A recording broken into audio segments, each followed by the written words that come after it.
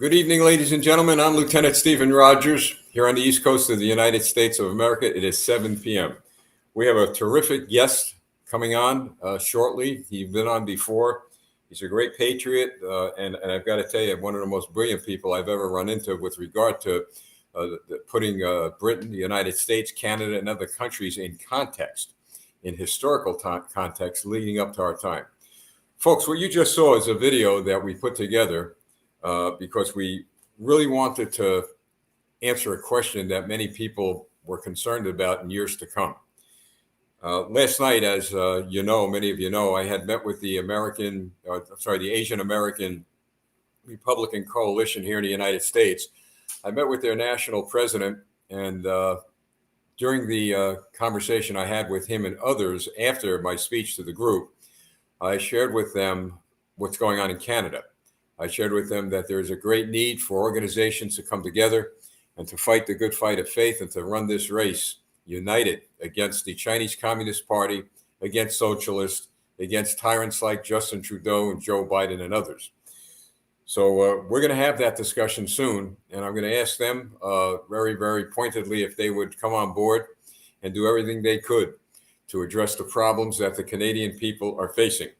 I've learned recently there are thousands and thousands of individuals from India who live in Canada, Indian Canadians, as we have here Indian Americans.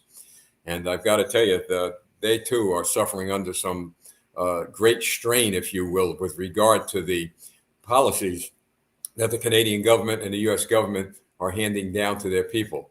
So saying that, at the end of my speech, I asked the question, what are you going to do 20 years from now when your son, your daughter, your grandson, your granddaughter ask you the question, what are you going to answer? In fact, I'm confusing myself here. What are you going to do when they ask you the question, what did you do in your time? When there were lockdowns, when there were violations of civil rights, when there were violations of human rights, when there were violations of freedom of worship and freedom of religion and freedom of speech.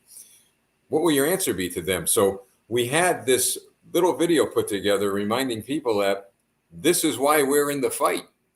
We may not see a lot of the changes that we are looking to make sure take place during the time of, let's say, 2022, 23, and 24. We might not see it in the next few years.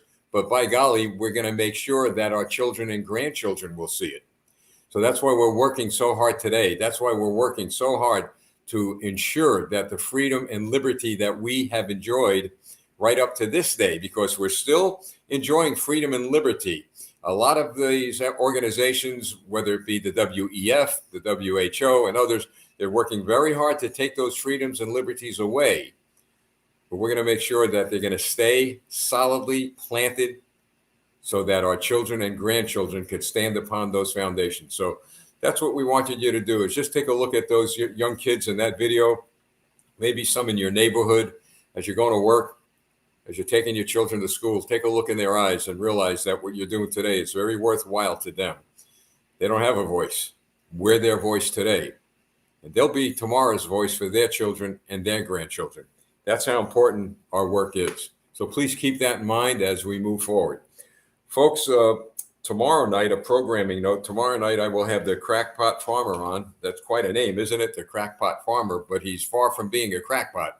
The guy's got a story to tell. He is from Canada, and we decided that we would have a special edition tomorrow night where he will be given enough time as our guest tonight. We wanted to make sure that our guest tonight has a lot of time to share with us what is on his mind. So tomorrow night, 7 p.m. Eastern time here at Campaign for America, you're going to find another exciting broadcast. Now, tonight we're going to end a little early, not too early, maybe around 7:50 Eastern time, because we're going to be having our one of our final meetings. We got about 3 or 4 more meetings with Project Maple Leaf. The research is just about complete. I've got to tell you, I've got reports that I've read that are absolutely stunning with regard to what has happened in Canada in relation to government policies. And I'll tell you right now, I have some reports right here, and the work that our team has done on the WEF, on the WHO, on the police, especially, which really troubles me, being a retired police lieutenant. It's just shocking. It'll shock anybody in the free world how the people of Canada, the good, freedom-loving people, were treated by their government. But we plan to move ahead with this, and we're not going to stop.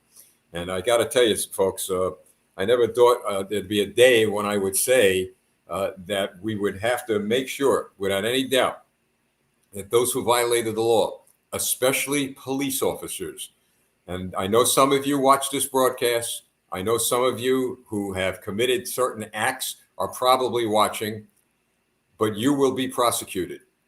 I'm going to do everything I could, and I know there are others who are going to do everything they could to make sure that those of you who violated your oath of office, who destroyed people's property for no reason, and the politicians, and I'll say it every single time I'm on the air, whether you're a congressman in the United States or a member of parliament in Canada, you will be held accountable for your actions. If you think you have immunity, well, you're going to have a rude awakening. You will have no immunity, because some of the things we found, and I know with regard to Ronald Meterand and Alan Nicholson and the team up there who are working with regard to bringing criminal charges against a lot of these people at The Hague, I've got to tell you, there's no escape. There's no escape from justice. None at all. So keep in mind that you might want to be ahead of the game. And I said this to cops all over America, and I'll say it to those of you in Canada. You better think about breaking that blue wall down. You know what the blue wall is if you're a cop. You might want to break that down. You might want to go talk to somebody, and you might want to make sure that you protect yourself, because the politicians aren't going to protect you. If you committed crimes, if you violated your oath of office, you're not going to have any politician come to help you. So maybe you better think about becoming a whistleblower and get some protection, just like I've shared with FBI agents in this country.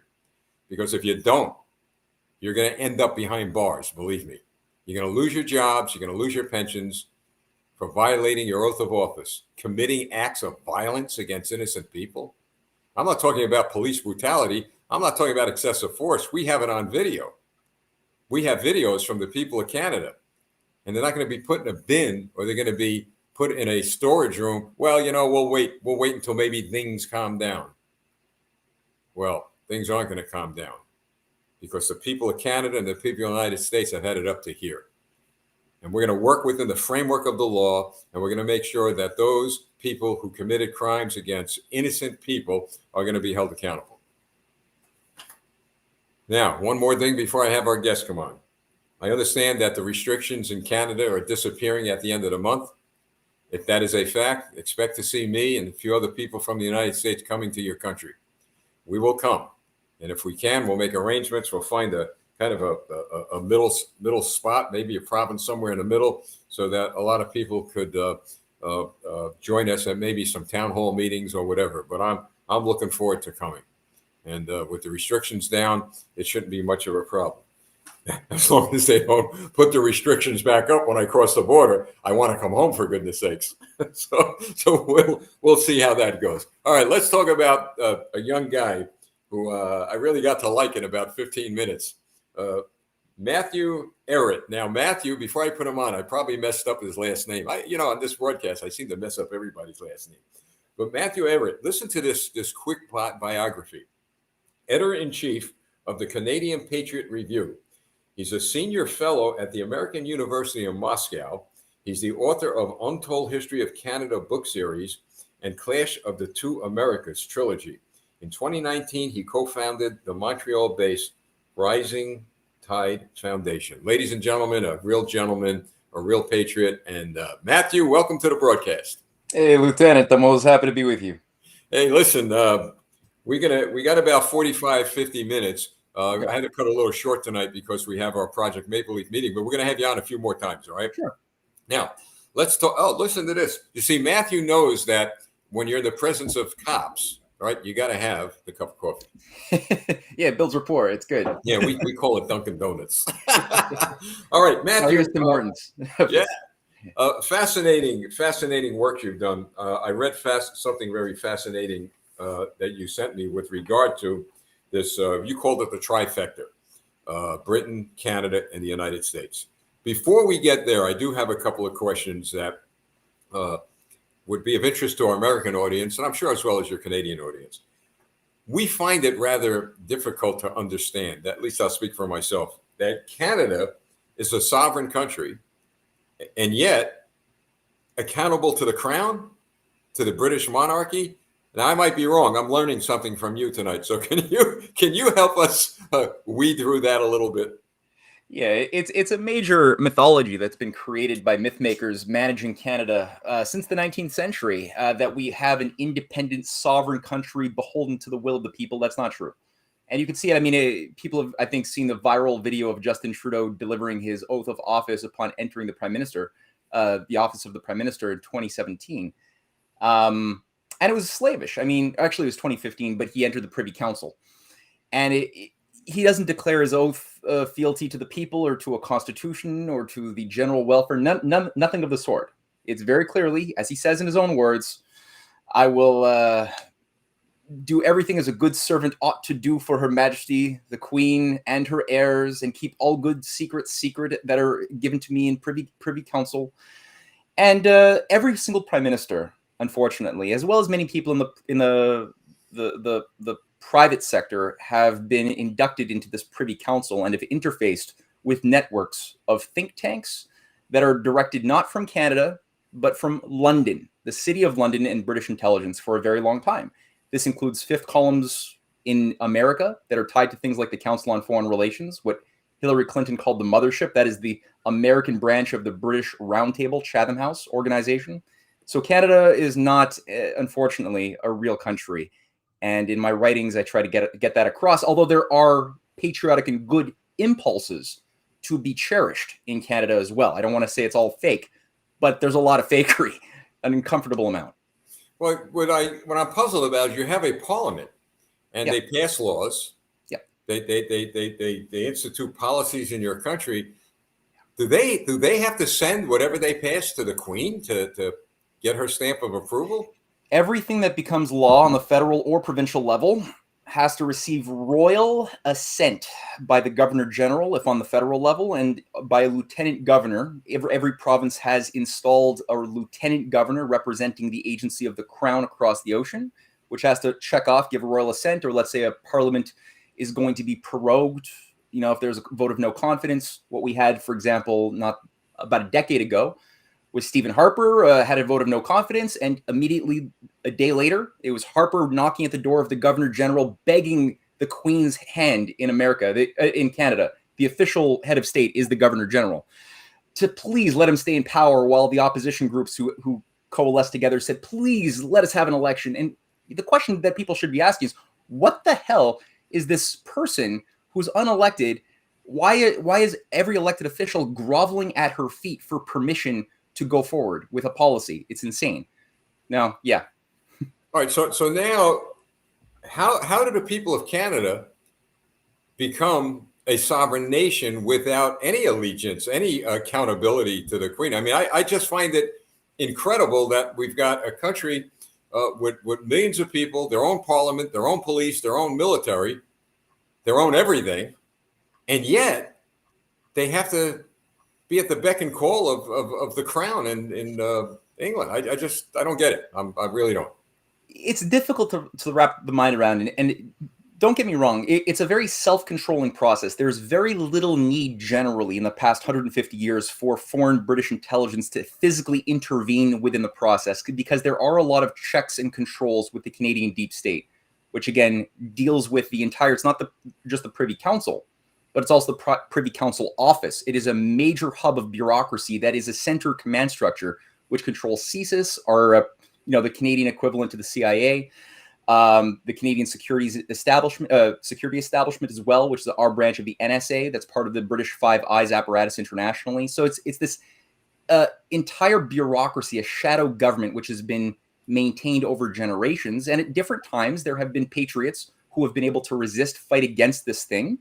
And in my book series on the untold history of Canada, I try to bring their stories to light as much as I can. And I think that Canadians still have to finalize that battle. I mean, Americans had made the right decision when the 13 colonies chose to break free and declare themselves an independent country. And Benjamin Franklin was up here in Canada in 1776 in April for 5 weeks trying to organize the last colony, mostly French speakers, to come down and be a member of that Continental Congress, to sign together saying, we will declare together these 14 states to be independent. And unfortunately, there were assassinations, different Jesuitical operations that kept Canada locked under the crown. And Benjamin Franklin left a little saddened. And we have to recapture that moment, I believe, in the future to declare ourselves finally a real country. Yeah, I've said it over and over again. Canada was never on our radar. You guys were the most friendliest, kindest, and still are the most friendliest, kindest people on the planet Earth that I know. I mean, it was just, I've been to your country, I believe, once, across Niagara Falls, and was able to look around. And, it was just a great experience. But I just find it hard to believe that we know little about Canada here, other than it's a great, a free, wonderful land. And now we have been awakened as a result of the good work. And I will always say this, the good, solid work of the truckers who went on to have the sign there, the Freedom Convoy, and awakened the world. So I get back to this point because, as you say, it's hard to wrap my arms around. So how do you, within the framework of the law, how do you become finally a sovereign country without being held accountable, as you said, and you said it well, to an unelected person who, in my view, and I could be wrong, seems to be in charge of the money, in charge of your military, in charge of everything, every walk of your life. How do you change that to become like the United States without being held accountable to the king? Well, I think there's quite a few steps between that moment where we finally become a real republic for the first time, because we came close in our history. There's been several major moments where we almost actualized the potential of a weakened British Empire. We had friends in the United States at different moments, like Abraham Lincoln or Franklin Roosevelt or John F. Kennedy, who were able to do successful battle against the British intelligence operations that had seep in through the State Department, or as Trump calls it, the Deep State Department. It's not a new thing. This goes back a long time. This is what killed Lincoln. It oversaw the murder of McKinley. It oversaw the murder of Warren Harding, of FDR, of John F. Kennedy. And whenever you had a great patriotic American leader who was able to wield real influence, like-minded kindred spirits in Canada were able to arise on the provincial level, usually, sometimes on the federal level, who were able to work together to gain economic and, to a certain degree, political freedoms, independent of British foreign policy. Unfortunately, over the past, I would say, 50 plus years, it's not been the case. Now, we did see something very, very patriotic and strong with the Freedom Convoy movement. It was a strong people's movement, and we have something within the Charter of Rights and Freedoms, which is something to work with. It's not a strong constitution, but it's something legal that you can fight with in battle. That's important. But people have to be aware where its limitations are as well, because we don't have inalienable constitutional rights granted to us in our legal system, though they are there by God's law. They are there no matter what. But in the legal codes of Canada, whether in the BNA, the British North America Act of 1867, or in the 1982 Charter, the rights that are there are subsumed under the idea that they were given to us by a monarch and can thus be taken away. They're not inalienable as they are in the U.S. Declaration or Constitution. It's a different concept of law. So there's something to do battle with. It's good. The fight for our freedoms, and the fact that we got the government itself and the entire shadow government apparatus running Justin Trudeau like an idiot puppet. We got them to bend and pull back from their draconian policies on COVID. That's good. That's very strong. We need to see more things like that. But I think we really need to see a discussion around what it means to be a real nation with a real constitution. That conversation, last time we had that conversation was in the early 80s. We need to have that conversation again, because it ain't. All right. So what's the starting point? Now, I'm thinking of, now, is the Queen still on your money? Is she? Yes. All right. Oh, yeah. So why don't we remove that and put Brian Peckford on there, one of the founding fathers? That I think would be a good start. Why don't we do that? Hey, look, I respect governments. I respect everyone I could, but when it comes to the freedom and liberty of people, especially with regard to what's happening in Canada, and it doesn't seem, at least I haven't heard, and maybe you have, whether it be the Queen or the new King or any leader in Britain weighing in on what we call the tragedy of the way the people in Canada were treated by the police and by government officials here. It seems to me that, like the politicians in Washington, send me your money, Canadians. Send me your money. Do you pay a tax to the crown? Do you pay money to them? Well, yeah, I mean, 90% of Canada's land is known as crown land. It is the legal propriety of the crown itself as something more than the individual queen or king. There's an institution of the crown. Yeah. Crown corporations, for example, are the Bank of Canada is a crown corporation. It's not, people say it's a public entity. No, it's a crown corporation. The legal owner is the crown as an institution. So yeah, there's a variety of ways that wealth is extracted from Canada. A lot of it people don't even think about, and a power is exerted, like the fact that or now King Charles is himself the person who was selected. He has handlers as well. Okay, it's not like an evil genius running the world in the throne, but he was the one selected, not Klaus Schwab, not Bill Gates, to be the person inaugurating the Great Reset in June 2020. Why did they pick him? Well, because they're seeing a revolution in British Commonwealth affairs, which involves the Five Eyes, involves a recapturing of the United States, according to the manifesto put forth by Cecil Rhodes over a century ago, to recapture the belligerent lost colony, using their Rhodes scholarships, using their think tank network around the CFR, Chatham House. This is what's being done now as the King, Charles, sees himself as a messiah-like figure endowed with the mandate to remold human society around this great reset logic of a new technotronic age. That's really how he sees himself. And he's got many people in Canada, like Rhodes Scholar Chrystia Freeland, the Deputy Prime Minister, who interfaces closely as well with Mark Carney, another World Economic Forum trustee, who are major controllers of this policy, which is an anti-human policy pushed around the idea of restoring a global world government, which is another way of saying global British Empire, because the British Empire is not what people think it was. It's something much more malevolent than they realize. It's been whitewashed in history. All to put forth a new type of pseudo-scientific religion around transhumanism and a new eugenics for depopulation, reducing the world's population down to sustainable, levels, as they say, of, I think about 1 billion is what they think their computer models say we're allowed to have. So that's what these Canadians and British assets are being deployed to do. Well, speaking of reset, there's going to be a big reset here in about 50 days because we're on our way to throwing out every single congressional representative in the Democrat Communist Party that's sitting in the Congress. They're becoming a train wreck. They're running, folks in Canada understand this, and we're really asking you to look at this carefully. They're jumping ship. They're whistleblowing on each other. As I said, the Democrats in this country, they know they're going to lose power, and they know what's going to happen after January when we take control. And I think that's important to say, Matthew, because a lot of the Canadian people, I've received a lot of their letters, but more encouraging ones since we've been on the air. They're losing heart, and I get it. But you got a prime minister. I got to tell you, I've seen some crazy things pulled by politicians, but this recent video of Trudeau looking like a drunken whatever and maybe high on drugs, I don't know what his problem is, but that was a video that went worldwide. I mean, look, like I said, I may not agree with the monarchy and all that, but I got to tell you, you respect everyone, and he was an embarrassment. I mean, not to the Canadian people, embarrassment to himself, because I think and believe people around the world know the Canadian people. But here's my question to you regarding that particular act.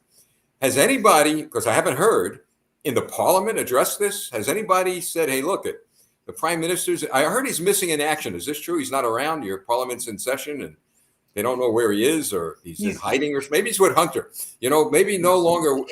Folks, here's what I'd like you to do in Canada. Let's have a little fun with this, all right? All over America, we've got signs, bumper stickers. Where's Hunter? Where's Hunter? Where's Hunter? We still don't know where Hunter is. We got his laptop. We got all kinds of evidence and corruption that we think they're involved in. And that'll come to fruition in January. How about where's Justin? That's all. 2 words. Where's Justin with a question? Where? All right. Maybe we'll have a few made here. So it sends a message, right? I mean, Matthew, it does send a message. Well, that first came up. he's got a funny way of disappearing in hot moments, and right when the truckers arrived in Ottawa, he disappeared. He came down with COVID for the 9th time or something, right? Yeah, His 20 boosters didn't work for him, and he just had to disappear. No, I mean, the guy himself is a synthetic shell of a nothing. He's a shadow of a shadow, and I've said this many times. His handlers won't trust him to go out in public and say things when he doesn't have a friendly, controlled audience. So Hey, it's Jeff, kind of let me just stop you. I'm watching the chat. Where's Justin? Where's Justin? Where's Justin? Where's Justin? So they're popping up. good. It's starting. Folks, we could laugh sometimes. Believe me, you laugh. What they say, Matthew, laughter is the best medicine. Absolutely. And I'm glad we can laugh a little now because there has been great success in Canada. With some of the court cases, with the Freedom Convoy, this issue with the Hague. You're familiar with that? What's going on with the criminal charges that are now being brought to the 250,000 signatures you need in Canada. You have 130,000 and climbing every day. And there are, I read the documents that are going to the Hague. The Hague's agreed to hear the case, provided the process, is followed. So that's why the Canadian people, you may not know this, folks, but you're on the way to a major confrontation with the Canadian government and Justin Trudeau in Brussels at the International Court. And that issue, Matthew, is something that we're watching closely here because based on what we see occur there, we have some governors that are going to be held accountable for their actions too. It's fascinating. I don't know if you knew about that. I didn't know about this. That is interesting. I do need to know more. Yeah. I think you'll find it absolutely incredible the work the Canadian people have done with regard to that. All right, now let's talk about the trifecta. Okay, this is something that I think we need to talk about because we got involved in this. Obviously, we want to help the people of Canada with regard to their freedom and liberty, but we felt that the way Trudeau was moving was becoming a national security threat to the United States, whether it be economically, whether it be through his policies of literally economically enslaving the people of Canada. But also what really troubled us, what triggered a lot of this was Bill C-11, which would regulate incoming and outgoing transmissions from Canada, to and from Canada. We call it the electronic wall. Yeah, I understand that's in your Senate. So saying all of that, let's talk about this. What's going on between Britain, the United States, and Canada? And I understand the new British Prime Minister is not very friendly with Joe Biden for whatever reasons we'll probably figure out shortly. It's probably over the war in Ukraine, which is Biden's war, by the way. He's dragging everybody into a mess. Oh, yeah, no, Liz Truss is a warmonger. She's even said she's willing to use nuclear weapons against Russia. She said that. She said that? She said, Liz Truss. Folks, what's with this side? You know something, Matthew? I find this amazing. Joe Biden, maybe we'll use nukes. Liz, we'll use nukes. Putin nukes. Everybody wants to nuke everybody. I mean, I have not even heard of this during the Cold War. The idea with Reagan and Gorbachev was to negotiate, to sit down, and to use diplomacy to prevent nuclear holocaust. These people, folks, I got to tell you, we really got to make sure when you go to the polls in whatever country you got to remove them all. They just got to go. They're going to drag us into something where there's going to be a point of no return. Trifecta, Matthew. Oh, yeah. Well, I think the differentiation you tend to get between the Liz Truss policy and the Biden policy, any apparent schism or tension that you see has nothing to do. They're all on the same page regarding the need to put up a new Cold War, use Ukraine as a proxy war against Russia. Liz Truss just poured nearly $3 billion in weapons to Ukraine to basically get Ukrainians to sacrifice themselves for a proxy war, just like Biden. So the same policy there. But I think what you tend to have is a bit of a fighting over who's going to be in a more dominant position in the New World Order. So the current financial system was designed to collapse, to be blown out under a controlled demolition. That's understood by all parties. The fight now amongst those controlling the transatlantic domain is, will it be the U.S. in a more dominant position with Britain as a junior partner, or, like I've been saying, will this British global intelligence racket be the dominant force with a renewed global commonwealth, which represents 54 countries that has the Queen as the head of state, including India? 54 countries. That is today, what is the British Commonwealth? It's almost the same thing as the old school British Empire in terms of 21% of the territory, global controls of global narcotics trafficking.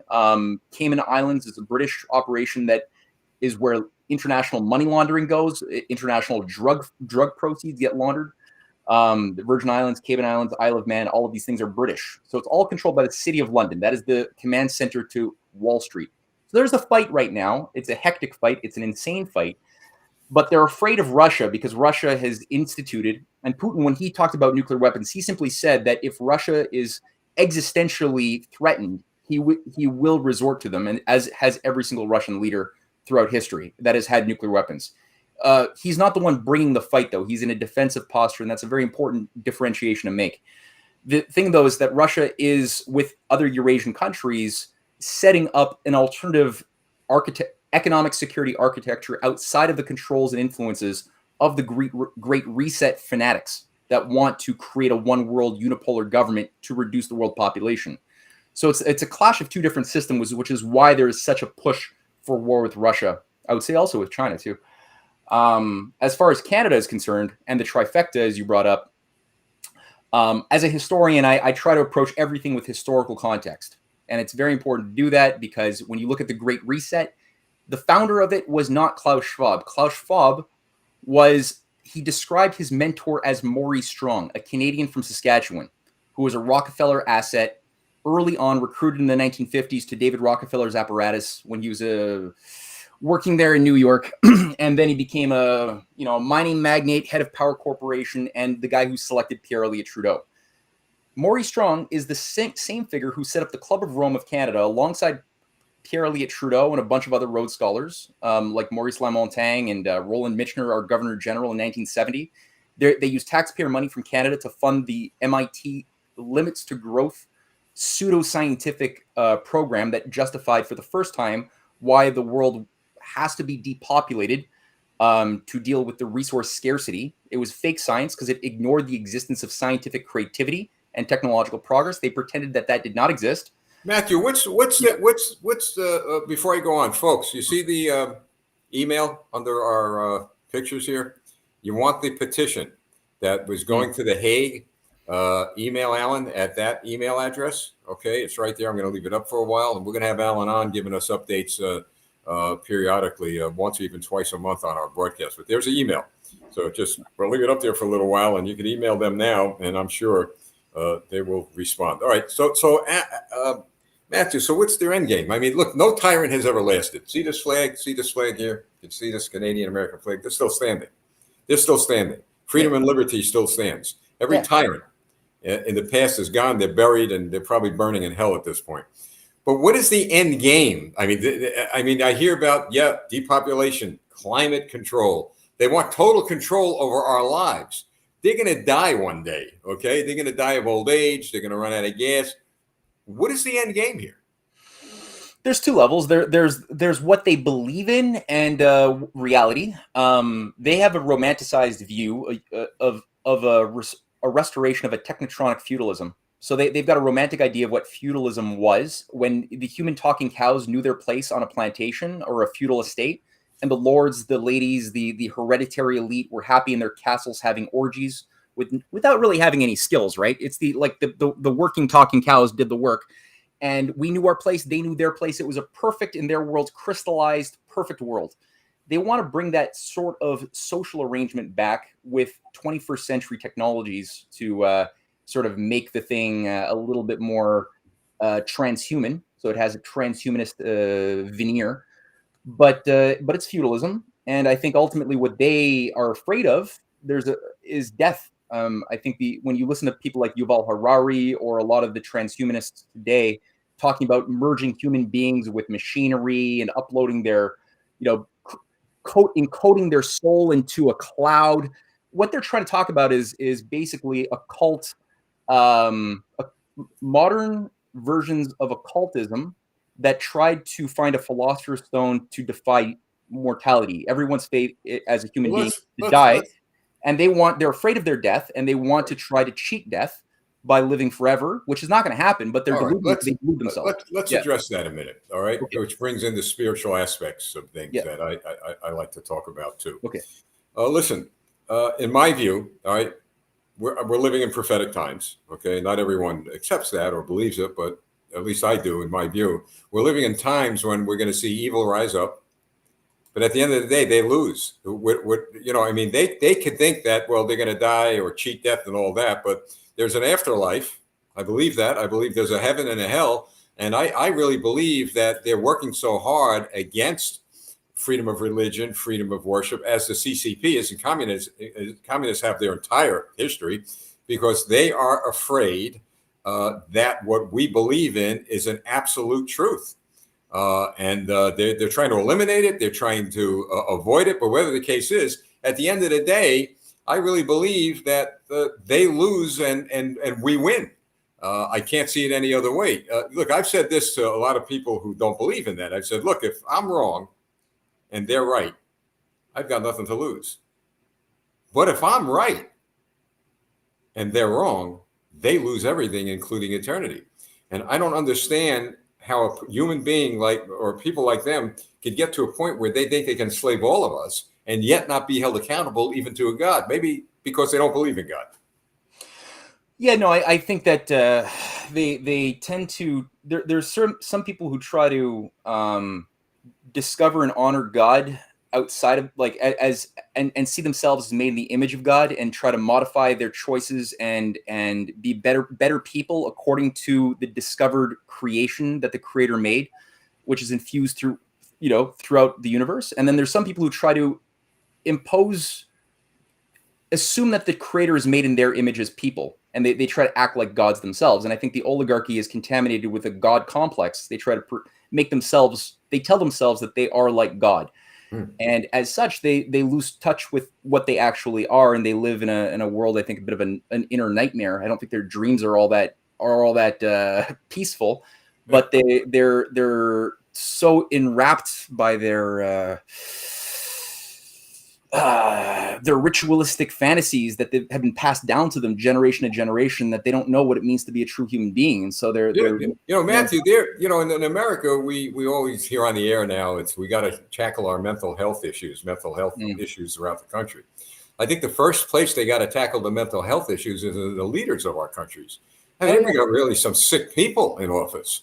What you just articulated and described was, not only those probably who are in leadership positions in Canada, but here in America and worldwide. And we got some sick people in office.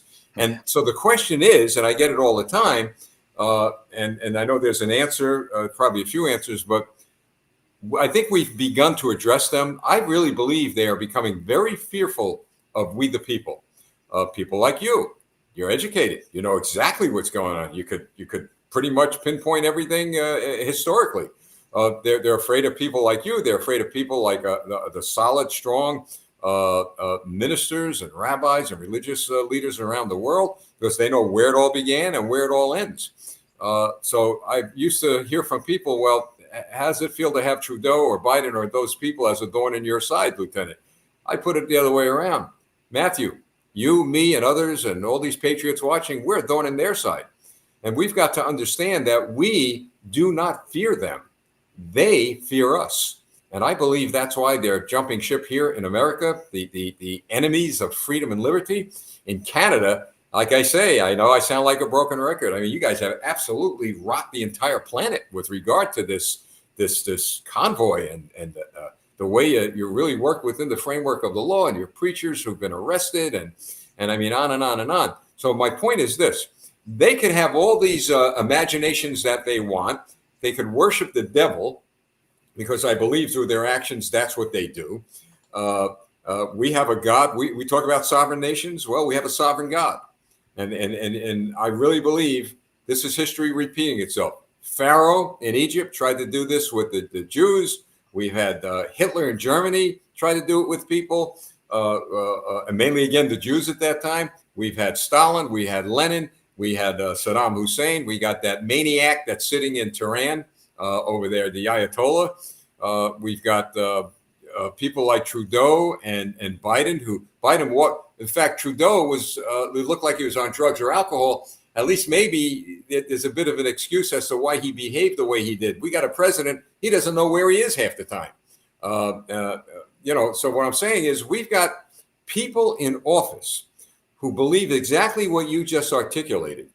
And they're really, really trying to take all of us down a path of destruction. but it's not working. We have resisted here in America. You've resisted in Canada. The Netherlands and other countries are beginning to resist. I think it was Italy even a couple of weeks ago. They threw out some of these, I really believe, mentally deranged, not even mentally unfit for office, but deranged. I mean, are we at that point where they're deranged? I don't know. I don't know. I think Matt just pushed a wrong button there. He's going to be back. But the point is, folks, we're winning. When I say we the people of Canada, we the people of the United States. I know some of you from the Netherlands watch, and Germany and other countries watch. At the end of the day, we win because there is a sovereign God. And I think that's where a lot of people miss the point.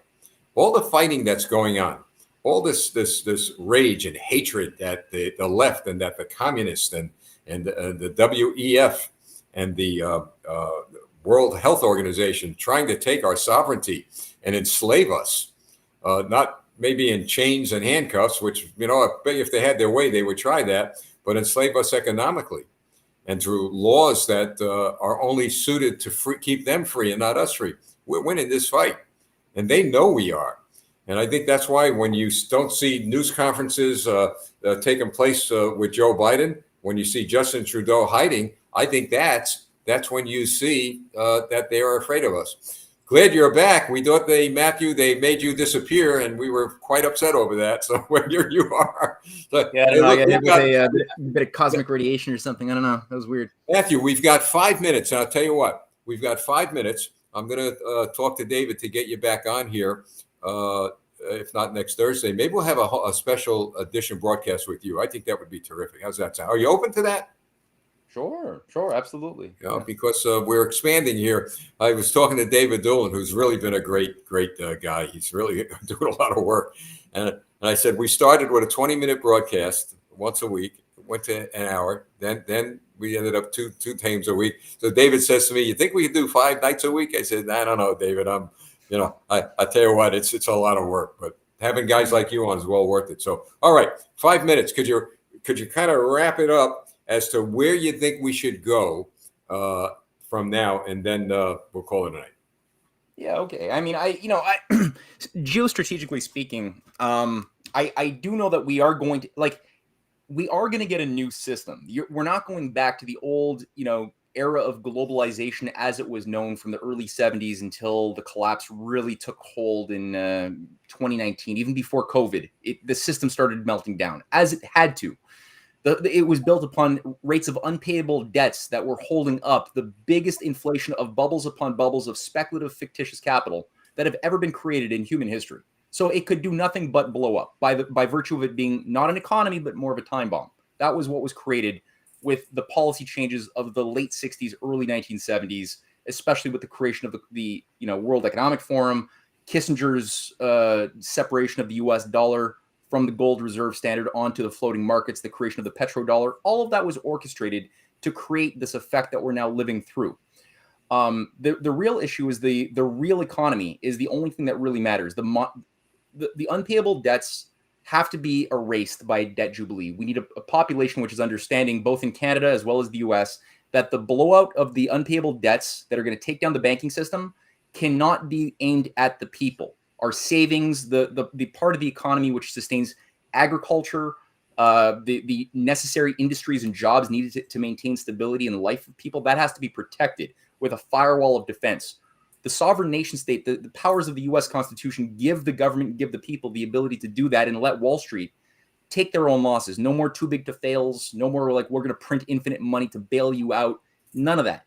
This is what was done in the 1930s to break up the Wall Street banks to make sure that they just took their own losses. Bankers went to jail. Today, none of that happened. So you need to get a population which is understanding of that needed policy.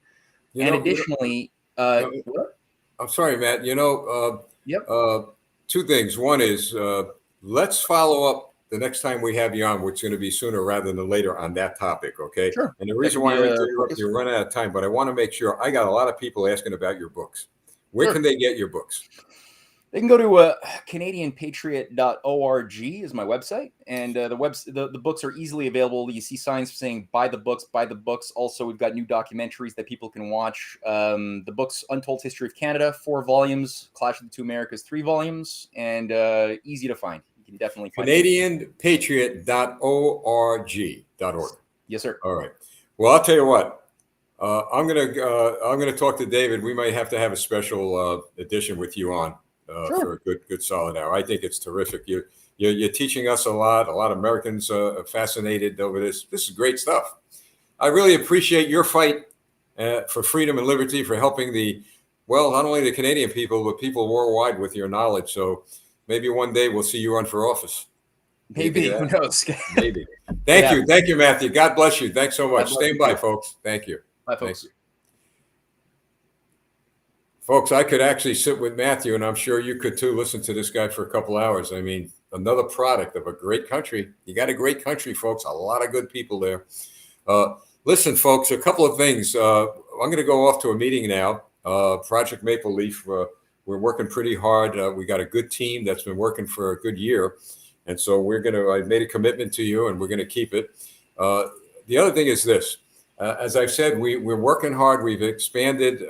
We're doing a lot of work. We want to get a lot more guests on that know what they're talking about. And every guest we've had on are credible. They're articulate. And it's pretty much shaking the core, I believe, of the government here in the United States, those in power, and those in Canada. And perhaps those who are watching from other countries, their government leaders, I'm sure at some point are going to be concerned about what's going to happen in their countries based on what happens here and in Canada. But we do need your help. All right. I haven't done this for 2 years, but I've done it quite often now because we really need your help. Folks, www.campaignforamerica.com. It's right there. I had a few people that sent me $2 or $3 this past week. That's all we're asking for. All right. We figured, look, we know you got bills to pay. We know you have taxes and food to put on the table. But this is a fight for our freedom and liberty. We're not funded by anybody but the people, not the government, not corporations. We've worked we've been on the air for 3 years here in the United States, and for I think now a little under or over a year deeply involved with Canada, which we're honored to do this. I mean, we're grateful that God's led us your way. But those in America also, we're asking for you to make a contribution if you could. It's a matter of it's a matter of our the survival for our country. And if you don't donate to us and you find another organization that's doing exactly what we're doing, well, you know what? Send them the help they need. We're all in this together, but we know that we're making so much headway here through Campaign for America that I just don't want to see this disappear. It won't come hell or high water, believe me, but we want to keep going and we want to get stronger. So www.campaignforamerica.com. Off I go, folks. Going to have to get with our team that's been working hard on building a lot of research, information, and intelligence that we plan to get to the authorities that we said we would when Project Maple Leaf is complete. That's it, folks. So I'm going to end with that little video. Gives us a food for thought on why we're here today. We're here today for those who will be here tomorrow. Thank you. See you Monday night tonight. Oh, no, tomorrow night, Friday night, 7 p.m. The Crockpot Farmer from Canada. He's going to bring us some real good information about what's going on with the farming industry in Canada and perhaps here in America. Thank you all. God bless you. God bless all of you who have prayed for us and continue to support us. Thank you so much. See you next time. I'm Lieutenant Stephen Rogers.